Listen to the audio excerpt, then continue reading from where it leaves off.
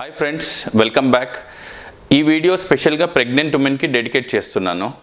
సాధారణంగా గర్భిణీ స్త్రీలు వివిధ రకాల దంత సమస్యలతో బాధపడుతూ ఉంటారు. ట్రీట్మెంట్ చేసుకోవచ్చా లేదా అని సతమతం అవుతూ ఉంటారు. వివిధ రకాల సందేహాలతో బాధపడుతూ ఉంటారు. సో వాళ్ళకి అసలు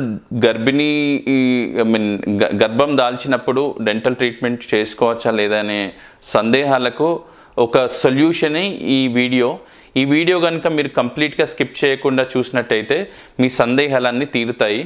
ఇంకెందుకు ఫ్రెండ్స్, మనం ఎపిసోడ్లోకి వెళ్ళిపోదాము.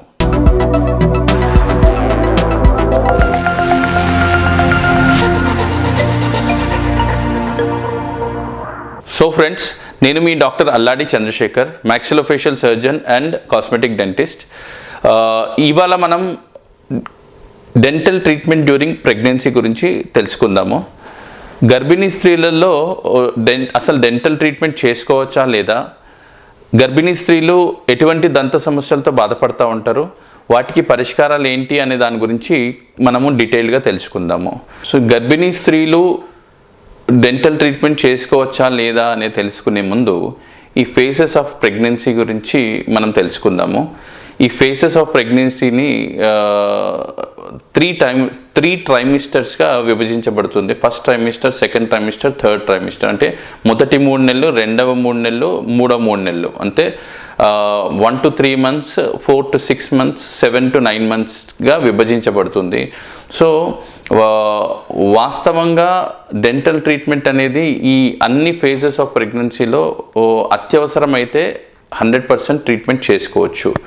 ముఖ్యంగా ఈ మొదటి 3 నెలలు అంటే ఫస్ట్ ట్రైమిస్టర్లో ఈ బిడ్డ యొక్క ఆర్గన్ ఫార్మేషన్, స్ట్రక్చర్ ఫార్మేషన్ అవుతుంది. కాబట్టి డెంటల్ ట్రీట్మెంట్ అత్యవసరం అయితేనే, అంటే విపరీతమైన పన్ను నొప్పి ఉంటే కానీ, లేదంటే పన్ను నొప్పితో కూడిన వాపు కనుక, చిగురు వాపు కనుక ఉన్నట్టయితే ఈ ట్రీట్మెంట్ అనేది యూజువల్గా అడ్వైస్ చేస్తాము. సెకండ్ ట్రైమిస్టర్, థర్డ్ ట్రైమిస్టర్లో డెంటల్ ట్రీట్మెంట్ అనేది కంప్లీట్ సేఫ్ అండి. ఎటువంటి సైడ్ ఎఫెక్ట్స్ కానీ, కాంప్లికేషన్స్ కానీ ఉండవు. సో ఈ డెంటల్ ట్రీట్మెంట్ డ్యూరింగ్ ప్రెగ్నెన్సీ అనేది కంప్లీట్గా సేఫ్ అండి. మీరు ఎటువంటి అపోహలకు లోనవద్దు. ఎటువంటి అనుమానాలు లేకుండా మీ దంత వైద్యం దగ్గరికి వెళ్ళి సంప్రదించినట్టయితే మీకు తగిన సలహా ఇచ్చి ఏదైనా ఎమర్జెన్సీ డెంటల్ కేర్ అయితే మీకు ట్రీట్మెంట్ చేయబడుతుంది. నెక్స్ట్ వచ్చేసి గర్భిణీ స్త్రీలు ఎటువంటి దంత సమస్యలతో బాధపడుతూ ఉంటారు. ముఖ్యంగా 2 రకాల దంత సమస్యలతో బాధపడుతుంటారు. ఒకటేమో చిగురు వ్యాధి లేదంటే చిగురు సమస్య, రెండవది విపరీతంగా పళ్ళు పుచ్చిపోవడము. చిగురు సమస్య అనేది లేదంటే చిగురు వ్యాధి అనేది ఈ గర్భిణీ స్త్రీలలో ముఖ్యంగా ఎక్కువ చూస్తూ ఉంటాం. ఎందుకు అంటే ఈ ప్రెగ్నెన్సీ టైంలో హార్మోనల్ చేంజెస్ వల్ల ఈ చిగుర్లు అనేవి హైపర్ సెన్సిటివ్గా మారిపోతాయి. సో హైపర్ సెన్సిటివ్గా మారిపోయినప్పుడు ఏమవుతుందంటే ఈ చిగుర్లలో చీమ్ పట్టడం, చిగుర్ల నుంచి రక్తం రావడం, చిగురు ఉబ్బిపోవడం అనేది మనము తరచుగా ఈ గర్భిణీ స్త్రీలలో చూస్తూ ఉంటాము. సో ఈ గర్భిణీ స్త్రీలలో మీరు ఇటువంటి ప్రాబ్లమ్స్ కనుక ఫేస్ చేస్తున్నట్టయితే మీ డెంటిస్ట్ దగ్గరికి వెళ్ళి ఒకసారి డెంటల్ చెకప్ చేయించుకుంటే ఈ రెగ్యులర్ డెంటల్ క్లీనింగ్ ద్వారా, లేదంటే ఏదన్నా మెడికేషన్ లేదంటే మౌత్ వాష్ ఇచ్చి ఈ సమస్య అనేది మీకు క్యారీ ఆన్ కాకుండా చూస్తూ ఉంటారు. Second most important and serious problem ఏంటంటే పళ్ళు విపరీతంగా పుచ్చిపోవడము. ఈ ప్రెగ్నెన్సీ టైంలో ఈ ఓరల్ ఎన్విరాన్మెంట్ అనేది రెగ్యులర్గా నార్మల్గా న్యూట్రల్గా ఉంటుంది. బట్ ఈ ప్రెగ్నెన్సీ టైంలో ఈ ఓరల్ ఎన్విరాన్మెంట్ అనేది అసిడిక్గా ఫామ్ అవడంతో పళ్ళు అనేది విపరీతంగా పుచ్చిపోవడం జరుగుతుంది. సో ఈ పుచ్చు అనేది స్టార్ట్ అయ్యి ప్రెగ్నెన్సీ అయిపోయే లోపల అది డీప్గా వెళ్ళిపోయేసరికి ఈ పెయిన్ అనేది రావడం జరుగుతుంది, లేదంటే విపరీతమైన నొప్పికి లోనవ్వడం జరుగుతుంది. సో మీరు పుచ్చులు కనుక లేదంటే చిగుర్ల వాపు కనుక మీరు ప్రెగ్నెన్సీ టైంలో నోటీస్ చేసినట్టయితే మీ దంత వైద్యుని ఇమ్మీడియట్గా కన్సల్ట్ చేస్తే మీకు దానికి ఒక పరిష్కారం అనేది చూపడం జరుగుతుంది. చాలామంది పేషెంట్స్ మా దగ్గరకు వచ్చినప్పుడు ఒక సందేహం అనేది వ్యక్తపరుస్తూ ఉంటారు. అసలు చిగుర్ల వ్యాధి ఉన్నప్పుడు, పన్ను పుచ్చిపోయినప్పుడు సో ట్రీట్మెంట్ సార్ మాకు మెడిసిన్స్ రాసి ఇవ్వండి, మేము ట్రీట్మెంట్ తర్వాత చేయించుకుంటామని చెప్పడం జరుగుతుంది.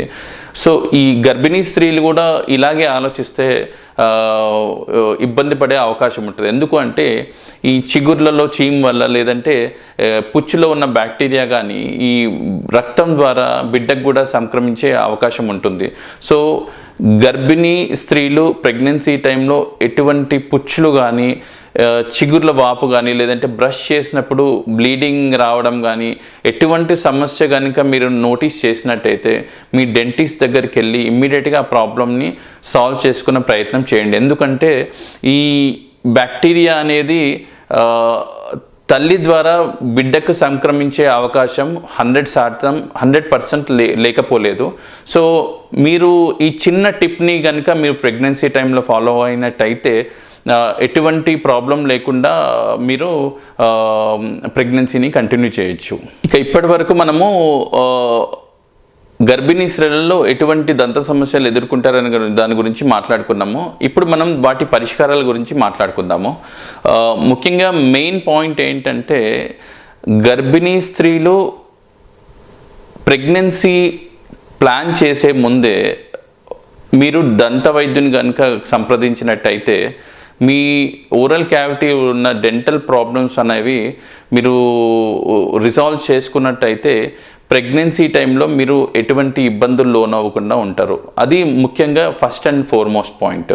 సెకండ్ పాయింట్ వచ్చేసి మీరు ప్రెగ్నెన్సీ టైంలో ఎటువంటి అపోహలకు ఎటువంటి అనుమానాలకు లోనవ్వకుండా మీరు దంతవైద్యుని కనుక సంప్రదించినట్టయితే ఈ రొటీన్ డెంటల్ క్లీనింగ్ లేదంటే డెంటల్ ఓరల్ ప్రొఫిలాక్సిస్ అనే ట్రీట్మెంట్ ద్వారా మీ చిగుర్లలో లేదంటే పంటిపైన ఉన్న బ్యాక్టీరియల్ ప్లాక్ని క్లీన్ చేసి ఆ చిగుర్ల ఇన్ఫెక్షన్ అనేది రానివ్వకుండా చూస్తారు. సో మనం ముందు ఎపిసోడ్లో చెప్పుకున్నట్టు ఈ చిగుర్ల ప్రాబ్లం అనేది చాలా ఇంపార్టెంట్ సమస్య ఈ గర్భిణీ స్త్రీలలో. ఈ ప్రెగ్నెన్సీ జింజైవిటిస్ లేదంటే ప్రెగ్నెన్సీ పెరియోడాంటైటిస్ అనేది రాకుండా చూసుకోవాలి. ఈ జింజైవిటిస్ అంటే మైల్డ్ ఫార్మ్ ఆఫ్ చిగుర్ల వ్యాధి అనేది ఒకసారి ప్రెగ్నెన్సీ కనుక కంప్లీట్ అయినట్టయితే ఈ ప్రాబ్లం అనేది రివర్ట్ అయ్యే అవకాశం ఉంటుంది. మళ్ళీ చిగుర్లు అనేవి నార్మల్గా అయ్యే అవకాశం ఉంటుంది. So severe form of gum disease అంటే చిగుర్లు కనుక అత్యధికంగా లేదంటే అధిక మోతాదులో కనుక ఇన్ఫెక్షన్ అయినట్టయితే ఈ ప్రాబ్లం అనేది నార్మల్ అవ్వదు. ఈ ఇన్ఫెక్షన్ అనేది చిగుర్ల నుంచి బొక్కలో చేరి మీ పనులు కూడా వదిలేయే అవకాశం ఉంటుంది. సో ప్రెగ్నెన్సీ టైంలో ఎటువంటి నెగ్లిజెన్స్ చూపకుండా మీరు దంత వైద్యుని కంపల్సరీ సంప్రదించినట్టయితే మీకు ఇమ్మీడియట్గా మీకు డెంటల్ స్కేలింగ్ చేసి ఈ ప్రాబ్లం అనేది కంటిన్యూ కాకుండా చూస్తారు. మూడో పాయింట్ వచ్చేసి గర్భిణీ స్త్రీలు ఈ ప్రెగ్నెన్సీ టైంలో ఈ ఓరల్ హైజీన్ మెయింటెనెన్స్ అనేది ప్రాపర్గా కేర్ తీసుకోరు. ఎంతసేపు బిడ్డ యొక్క పోషకాహారాల గురించి మదన పడుతుంటారు తప్ప ఈ పండి గురించి లేదంటే చిగుర్ల గురించి ఎక్కువ శ్రద్ధ తీసుకోరు. సో ఇంపార్టెంట్ ఏంటంటే ఈ ప్రెగ్నెన్సీ టైంలో కనుక మీరు 2 times బ్రషింగ్ చేయడము, ఫ్లోరిడేటెడ్ మౌత్ వాషెస్ యూజ్ చేయడము, ఇంకా మంచి ఓరల్ హైజీన్ కేర్ కనుక తీసుకున్నట్టయితే ఎటువంటి చిగుర్ల సమస్యలు లేదంటే దంత సమస్యలు రాకుండా మీరు చూసుకోవచ్చు. సో ఫ్రెండ్స్, ఇప్పటి వరకు మనము గర్భిణీ స్త్రీలలో ఎటువంటి దంత సమస్యలు ఎదుర్కొంటారో వాటి పరిష్కారాలు ఏంటి అనే దాని గురించి మాట్లాడుకున్నాము. ఇంకా కనుక మీకు ఏమైనా ఎటువంటి సందేహాలు ఉన్నట్టయితే మీరు కామెంట్ బాక్స్లో కనుక మీరు కామెంట్ చేసినట్టయితే మీకు ప్రతి కామెంట్కి రిప్లై ఇవ్వడం జరుగుతుంది.